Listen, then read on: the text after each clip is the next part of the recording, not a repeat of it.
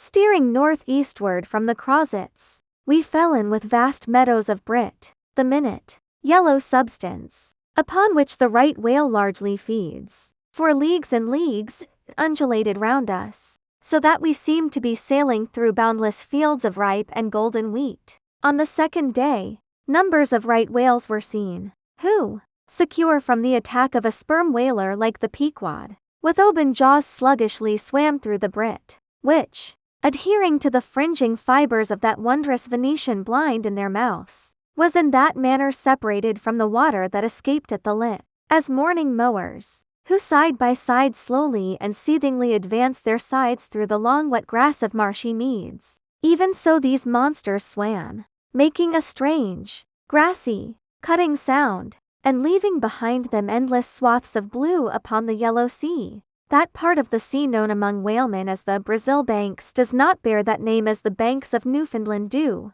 because of there being shallows and soundings there, but because of this remarkable meadow-like appearance, caused by the vast drifts of Brit continually floating in those latitudes, where the right whale is often chased. But it was only the sound they made as they parted the Brit which at all reminded one of mowers, seen from the mastheads, especially when they paused and were stationary for a while. Their vast black forms looked more like lifeless masses of rock than anything else, and as in the great hunting countries of India, the stranger at a distance will sometimes pass on the plains recumbent elephants without knowing them to be such, taking them for bare, blackened elevations of the soil. Even so, often, with him, who for the first time beholds this species of the leviathans of the sea, and even when recognized at last, their immense magnitude renders it very hard really to believe that such bulky masses of overgrowth can possibly be instinct,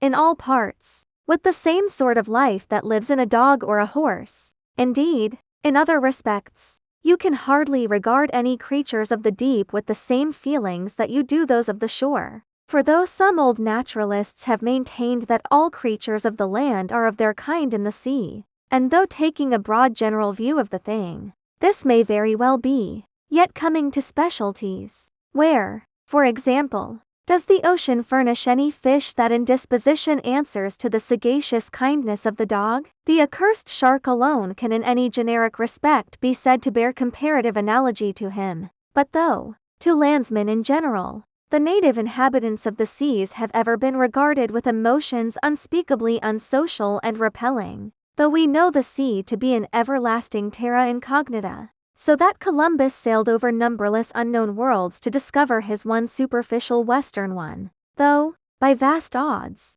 the most terrific of all mortal disasters have immemorially and indiscriminately befallen tens and hundreds of thousands of those who have gone upon the waters. Though but a moment's consideration will teach, that however baby man may brag of his science and skill, and however much, in a flattering future, that science and skill may augment, yet forever and forever, to the crack of doom, the sea will insult and murder him, and pulverize the stateliest, stiffest frigate he can make. Nevertheless, by the continual repetition of these very impressions, man has lost that sense of the full awfulness of the sea which aboriginally belongs to it. The first boat we read of, floated on an ocean that with Portuguese vengeance had whelmed a whole world without leaving so much as a widow. That same ocean rolls now. That same ocean destroyed the wrecked ships of last year. Yea, foolish mortals, Noah's flood is not yet subsided.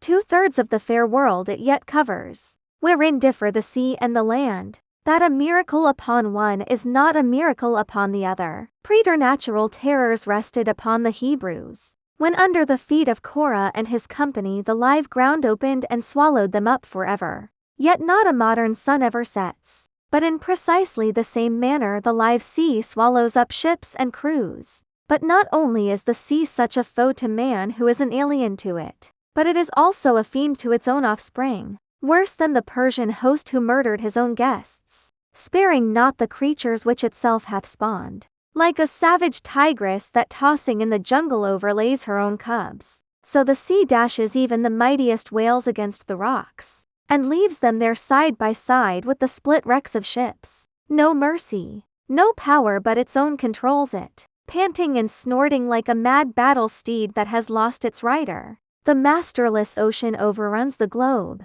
Consider the subtleness of the sea, how its most dreaded creatures glide underwater, unapparent for the most part, and treacherously hidden beneath the loveliest tints of azure. Consider also the devilish brilliance and beauty of many of its most remorseless tribes, as the dainty embellished shape of many species of sharks. Consider, once more, the universal cannibalism of the sea, all whose creatures prey upon each other, carrying on eternal war since the world began. Consider all this, and then turn to this green, gentle, and most docile earth. Consider them both, the sea and the land, and do you not find a strange analogy to something in yourself? For as this appalling ocean surrounds the verdant land, so in the soul of man there lies one insular Tahiti, full of peace and joy, but encompassed by all the horrors of the half-known life. God keep thee, push not off from that isle, thou canst never return.